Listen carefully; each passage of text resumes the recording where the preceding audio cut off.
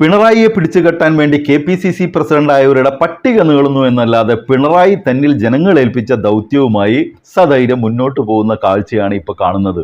സിംഹത്തെ അതിൻ്റെ മടയിൽ പോയി നേരിടും എന്ന് പറഞ്ഞ സുധാകരൻ പിന്നെ പറഞ്ഞത് ആ സിംഹം മടയിലല്ലല്ലോ, പുറത്തങ്ങനെ നിൽക്കല്ലേ, അയാളെ നേരിടാൻ ഒരു വാക്കമില്ലല്ലോ, പിന്നെ ഞാൻ എന്ത് ചെയ്യുമെന്നാണ്. ഇതൊരു സിംഹം പോയിട്ട് ഒരു പൂച്ച പോലുമല്ലെന്ന് ഹൈക്കമാൻഡിന് ബോധ്യപ്പെട്ടത് കൊണ്ടാണോ, അതോ VD സതീഷിന് ഇനിയും കൊളോക്കിയൽ തെറി കേൾക്കാൻ താല്പര്യമില്ലാത്തത് കൊണ്ടാണോ എന്നറിയില്ല. സംഗതി സുധാകരനെ പിടിച്ച് പുറത്തിട്ട് പകരം ആന്റോ ആന്റണിയെ കൊണ്ടുവരാൻ തീരുമാനിച്ചു ഹൈക്കമാൻഡ്.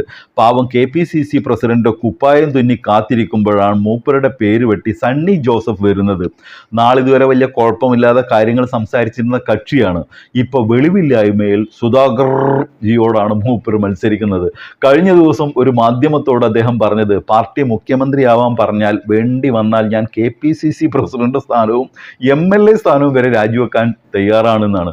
മുഖ്യമന്ത്രിയാവാൻ KPCC പ്രസിഡന്റ് സ്ഥാനം രാജിവെക്കുന്നത് നമുക്ക് മനസ്സിലാക്കാം, പക്ഷേ MLA സ്ഥാനം രാജിവെച്ച് മുഖ്യമന്ത്രിയാവുന്ന ആദ്യത്തെ ആളാവാനാണ് മൂപ്പരുടെ ശ്രമം. വിവരക്കേടിന് കയ്യും കാലും വെച്ച് സണ്ണി ജോസഫ് എന്ന് പേരിട്ടതാണോ അതോ സുധാകരൻ ഇരുന്ന കസേരയിൽ കയറി ഇരുന്നപ്പോൾ കിളി പോയതാണോ എന്നറിയില്ല. പിടിവിട്ട ലക്ഷണമാണ്.